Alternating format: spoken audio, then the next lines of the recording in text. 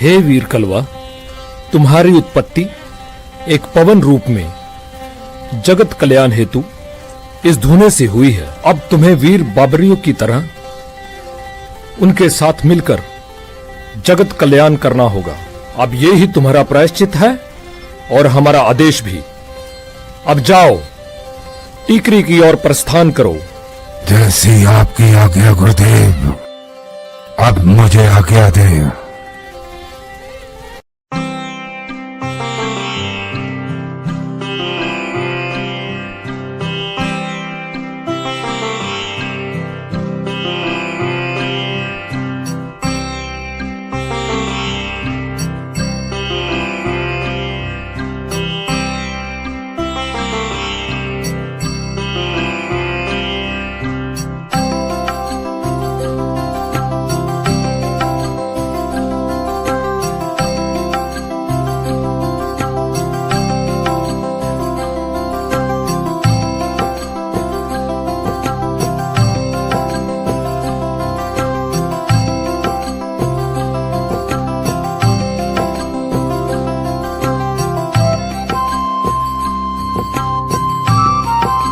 लो भाई बाबरी साहब, हुक्की की सेवा अमन्या करो।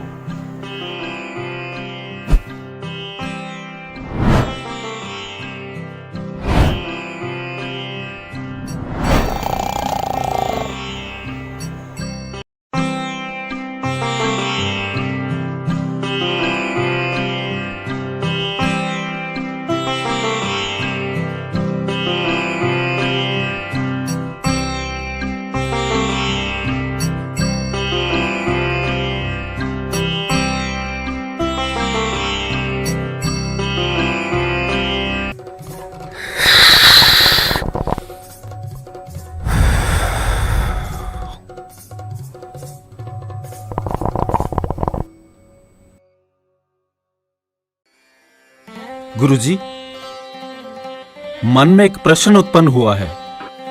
अगर आपकी आज्ञा हो तो पूछूं आपसे? पूछिए। गुरुजी, हमारे समाज में अन्य देवी देवताओं को पूजा जाता है, परंतु इनमें से जो कलवा पवन जी हैं, जितना हमने इस देव के बारे में सुना है, जो गुरु मार हैं, उन्होंने अपने रखवा गुरु को मार दिया। और गुरुजी, हमने तो यह भी सुना है कि कलवा पवन महाराज जी आपके यहां टिकरी में भी आए थे और उन्होंने लक्ष्मी का भात भी भरा था। हाँ, बिल्कुल भरा था। गुरुजी, हमने ये भी सुना है कि बाबा कलवा पवन ने अपने खेलने की शुरुआत सोहन गुरुजी के शीश पर ही की थी। सत्य वचन। गुरुजी, एक बात और सुनने को मिलती है कि बाबा कलवा पवन एक डिबिया में बंद थे और उस डिबिया का राज आज तक कोई नहीं जान पाया। कुछ भक्तों का तो ये कहना और मानना भी है कि बाबा कलवा पवन ही घटोत्कच हैं, जो महाभारत के युद्ध में मारे गए थे। देखो बेटा, जहां तक आपने इस देव के बारे में सुना, कुछ हद तक से ही सुना, मगर बेटा तुमने जो कलवा घटोत्कच के बारे में सुना, वो गलत सुना है। बेटा, कलवा घटोत्कच नहीं था। घटोत्कच ने जन्म लिया था, मगर कलवा ने जन्म नहीं लिया था। ये तो मां काली के क्रोध से उत्पन्न एक आप रूपी शक्ति है। और दूसरी बात, जो इस डिबिया का रहस्य है, वो क्या है जो बाबा कलवा की जुबानी देव ने हमें बताई, वही आपको बताने जा रहा हूं। इसे ध्यान से सुनो। एक समय की बात है जब इस धरती पर दारुक नाम के राक्षस का आवास था। दारुक ने ब्रह्मा की घोर तपस्या की और ब्रह्मा जी को प्रसन्न किया और उनसे वरदान पाया। गुरुजी, दारुक ने ब्रह्मा जी से क्या वरदान पाया? दारुक ने ब्रह्मा जी से वर पाया, उसकी मृत्यु किसी स्त्री के हाथों हो जो अनजन्मी हो। निहत्या, उसकी हत्या किसी और के हाथों ना हो। तो गुरुजी, दारुक ने जो ब्रह्मा जी से वरदान पाया, उस हिसाब से तो उसे मारने वाला इस पृथ्वी पर कोई नहीं है, क्योंकि पृथ्वी पर तो सब जन्मे हैं, अजन्मा तो कोई नहीं। तो दारुक इसी के चलते अभिमान में आ गया और वो सोचने लगा कि वो अमर हो गया। जो इस धरती पे जन्मा है उसकी मृत्यु निश्चित है। फिर दारुक ने चारों तरफ हाहाकार मचा और अपनी सेना के साथ वो स्वर्ग लोक की तरफ चल पड़ा।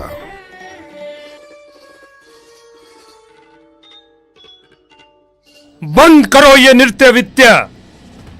इस सिंहासन पर तुम्हारा कोई अधिकार नहीं। इस सिंहासन पर सिर्फ मेरा अधिकार है। तुम होते कौन हो मुझे सिंहासन से उठाने वाले? मैं इंद्र, इस स्वर्गलोक का अधिपति। इस सिंहासन पर मेरा अधिकार है, ना कि तुम्हारा। तुम ऐसे नहीं मानोगे।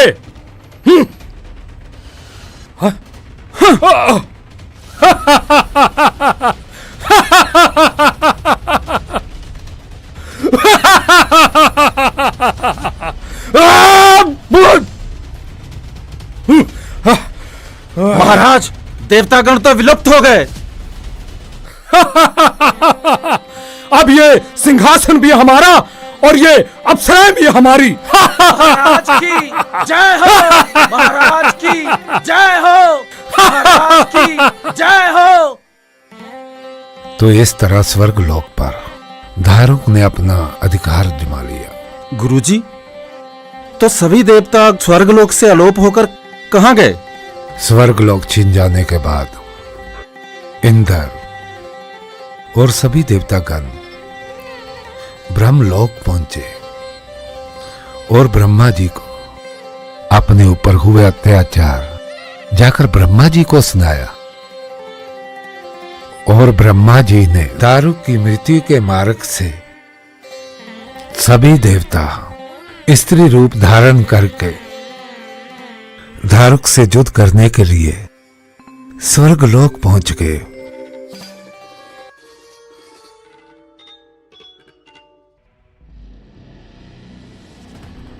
कौन हो तुम और यहां क्या करने आई हो? हम युद्ध करने आए हैं। अगर तुझ में बल है तो युद्ध करके दिखा। युद्ध, वो भी हमारे स्वामी से? क्या तुम्हें पता नहीं है, हमारे स्वामी इस सृष्टि के मालिक हैं। इस सृष्टि में और इस देवलोक में आज तक कोई ऐसा नहीं जन्मा जो हमारे स्वामी का वध कर सके, और तुम हमारे स्वामी का वध करने आई हो।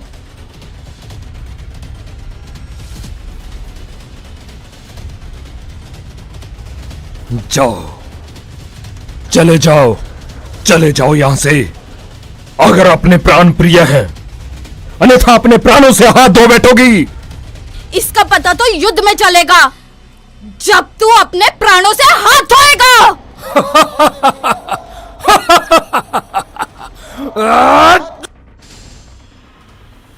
दारुक से हारने के बाद सभी देवता लोग ब्रह्मलोक पहुंचे। तो गुरुजी, इस उपाय के बाद भी देवता दारुक को मार नहीं पाए। मगर क्यों? दारुक को मिले वरदान के अनुसार उसे एक स्त्री ही मार सकती थी, लेकिन देवताओं ने जो स्त्री रूप धारण किया वो भी तो अजन्मा रूप था।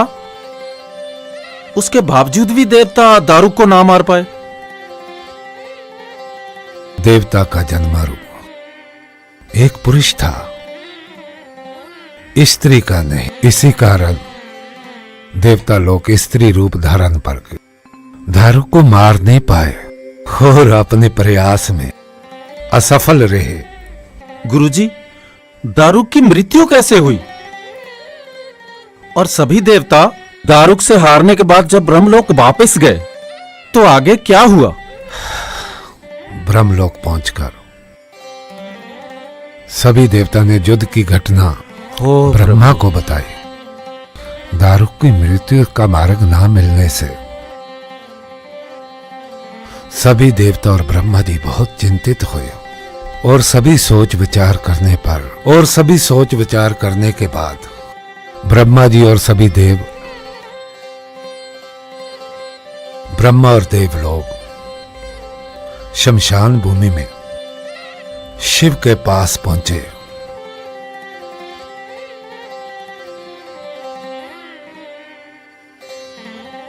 भोलेनाथ तो अभी भी समाधि में लीन है। अब हम क्या करेंगे ब्रह्मदेव? भोलेनाथ को उनकी भक्ति से जगाना होगा। हे भोलेनाथ, भोलेनाथ आंखें खोलें प्रभु, हमारी रक्षा करें प्रभु।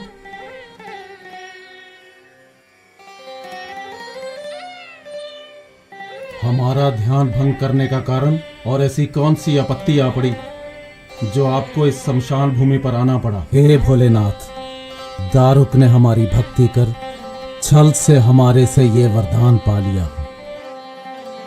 कि उसकी मृत्यु अनजन्मी स्त्री के हाथ से हो, अन्य हाथ से ना हो। अब तो दारुक का अत्याचार दिन प्रतिदिन बढ़ता ही चला जा रहा है और इसी वरदान के बलपूर्वक दारुक ने स्वर्गलोक को अभी अपने अधीन कर लिया है।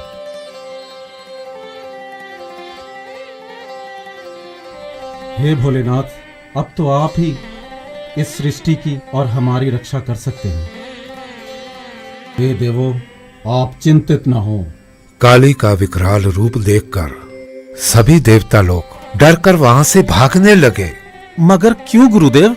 देवता डरकर इसलिए भागने लगे क्योंकि माता काली को उत्पन्न होते हुए उन्होंने पहली बार देखा था। काली का भयंकर विकराल रूप देखकर सभी देवता डर गए और वहां से भागने लगे।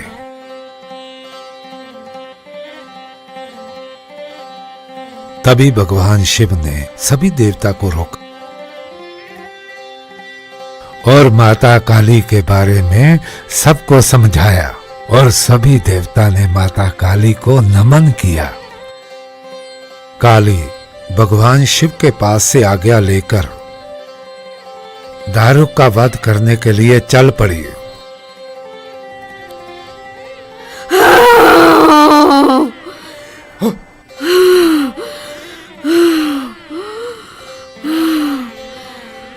कौन हो तुम?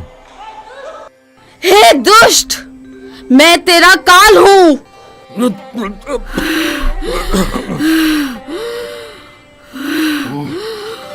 मेरा काल? और वो भी तुम? मेरा काल? अपनी मृत्यु का सम्मुख देख प्रसन्न हो रहा है दुष्ट।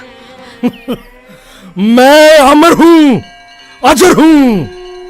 इस दुनिया में मुझे कोई नहीं मार सकता। अरे तुम तो एक साधारण सी स्त्री हो, तुम क्या मारोगी मुझे?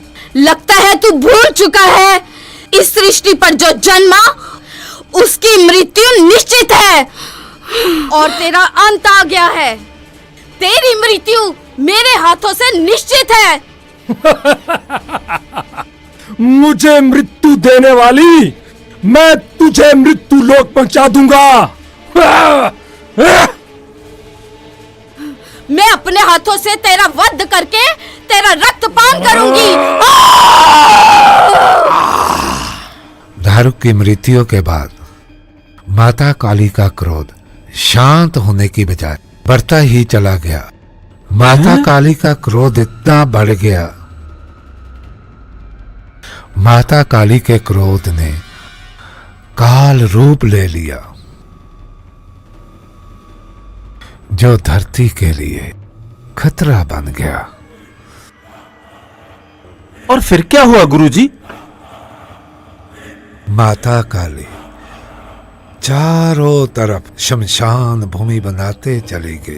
सब कुछ देखकर देवतागण घबरा गए और माता काली के क्रोध को शांत करने के लिए और भगवान शिव के पास जाकर प्रार्थना करने लगे। तो फिर गुरुजी, भगवान शिव शंकर ने काली माता के क्रोध को शांत कैसे किया? भगवान शिव शंकर ने माता काली के क्रोध को शांत करने के लिए 5 भूतों को जगाने के लिए भगवान शिव ने तांडव करना शुरू कर दिया।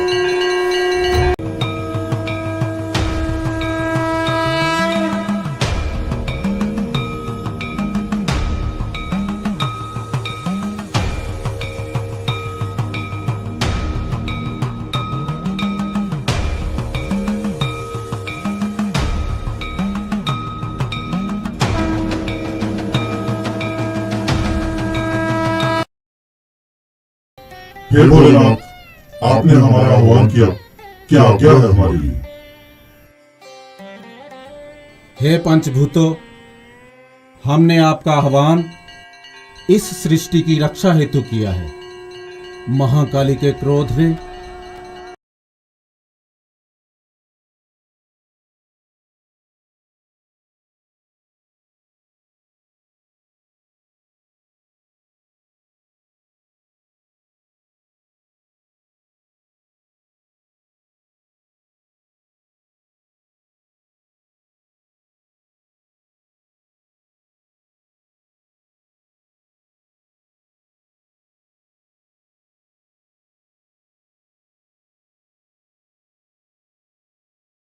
क्या गुरुजी?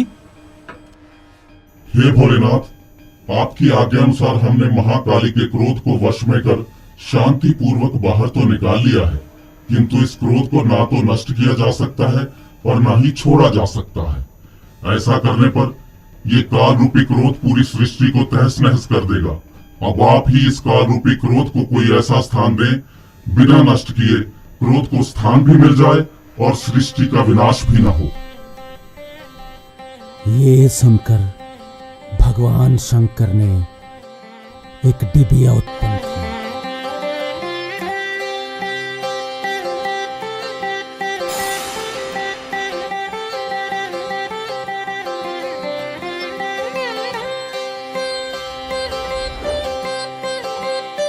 काली से उत्पन्न हुए काल रूपी क्रोध को अब इस डिबिया में वास करना होगा और शमशान की चिता की अग्नि में तपना होगा।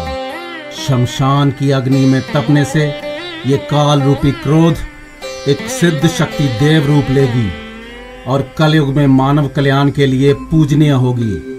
काली से उत्पन्न होने के कारण ये काल रूप कलवा कहलाएगा और अपने अलग अलग 56 रूप में जाना जाएगा। हर हर महादेव, हर हर महादेव। काल रूपी क्रोध कलवा कहलाया और वह डिबिया के अंदर बंद हुआ। बस यही रहस्य है डिबिया का, जो मैंने आपको बता दिया। गुरुजी, आप धन्य हैं। आज आपके द्वारा ही इस डिबिया के रहस्य से पर्दा उठा और हमने जाना कि कलवा कौन है। धन्यवाद गुरुजी। एक बात और कहना चाहूंगा आप सभी को इस देव के बारे में। क्या गुरुजी? बाबा कलवा पौन का जो असल वास है वो एक शमशान है और वह शमशान में ही पाया जाता है और सिद्ध किया जाता है और इसीलिए कलवा पौन को शमशानी भी कहा जाता है। गुरुजी, आप धन्य हैं। आज आपके द्वारा ही इस डिबिया के रहस्य से पर्दा उठा और हमने जाना कि कलवा कौन है। धन्यवाद गुरुजी, धन्यवाद गुरुजी। गुरुजी, मैं आपसे एक विनती और करना चाहूंगा।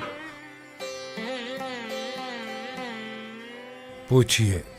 कि जैसे आपने हमें डिबिया का रहस्य बताया है, वैसे ही आप हमें यह भी बताएं कि बाबा कलवा पवन डिबिया से बाहर कैसे आए। किसने निकाला? और बाबा कलवा पवन को बाबा नागा महाराज ने कैसे सिद्ध किया? और बाबा कलवा पवन के 56 रूप कब और कैसे बने? ये बात फिर कभी बताऊंगा। जी जी गुरुदेव, जैसी आपकी आज्ञा।